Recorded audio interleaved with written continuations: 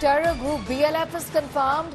Attack by Pakistan in Iran. Baloch Liberation Front has confirmed strikes on their camps inside Iran. In a statement, Pakistani sources say 7 locations of Baloch groups have been targeted in Iran. No official statement just yet. Gaurav Sawant, our managing editor, joining in this morning. Gaurav, was this sort of a reaction or rather response from Pakistan, a military response, expected? Well, Pakistan had no alternative but to carry out such a strike, but there is a major apprehension that this could lead to a major escalation in conflict in the region. No official word from Pakistan just as yet, or even from Iran, but both Pakistani media channels and sources, networks, and as well as Baloch Liberation Army have confirmed that Pakistan has carried out missile and drone strikes inside Iran, and apparently at 7 different locations, targeting both Baloch Liberation Army strongholds and the Baloch Liberation Front strongholds in the southeastern part of Iran. And this would mark a very major escalation after Iran first targeted terrorist camps of Jaish al-Adl inside Balochistan in Pakistan. Pakistan had said this is regrettable. Pakistan had recalled its ambassador from Iran. Pakistan had also told Iran's ambassador not to come back to Pakistan. And after that, overnight, there are reports of a counter-strike by Pakistan.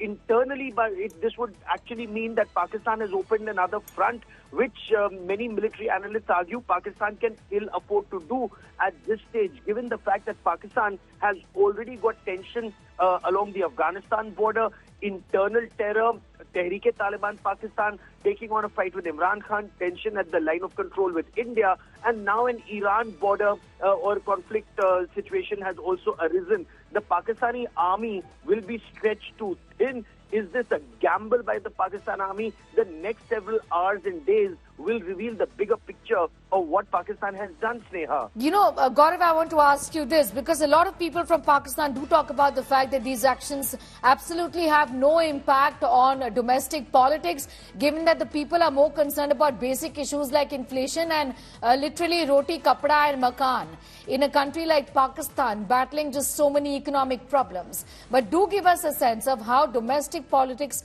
could have possibly forced Pakistan's hand on this action. You know, sadly, Pakistan, despite its state of penury, does not bother about roti, kapra or makan. Pakistan is all about jihad and terror and radical Islamist terror. And who's more jihadi than the other? That is the sad fact of Pakistan, even though they may try to sugarcoat it in whatever way they do. But, you know, Imran Khan was known as Taliban Khan. And right now the effort of the Pakistani army is to discredit Imran Khan. Imran Khan's supporters would have gone to town had Pakistan army not retaliated, quoting Imran Khan's, speech against India after the Pulwama terror attack, when India had, when there were apprehensions that India would strike, and before Balakot, Pakistan, Imran Khan had tried to warn, saying that Pakistan will not think about striking, Pakistan will strike. And despite that, India did a Balakot, and that actually exposed Pakistan's nuclear bluff. That is Pakistan Army's biggest worry right now. After India did Balakot and Iran did missile strikes, if Pakistan had not retaliated, then Pakistan would have been seen as this very weak country and very weak army, and Pakistan's army would have collapsed. That is why Pakistan may have done this, according to information that's still coming in. But we need more details for a firmer opinion to be formed, because Iran is a very strong country. Iran is taking on countries like the United States of America, of course, through several terrorist organizations like the Houthi rebels, Hezbollah and the Hamas, taking on America and Israel. So it remains to be seen whether Iran would want to escalate this. At the same time, Sneha, if I may, China wants both Pakistan and Iran to kind of pipe down on this. And that would be very interesting to see how the next several days unfold, because is China able to contain, China is friendly both with Pakistan and with Iran. Is China able to contain this, or will Iran strike back? That would be very interesting, because it destabilizes this entire region now.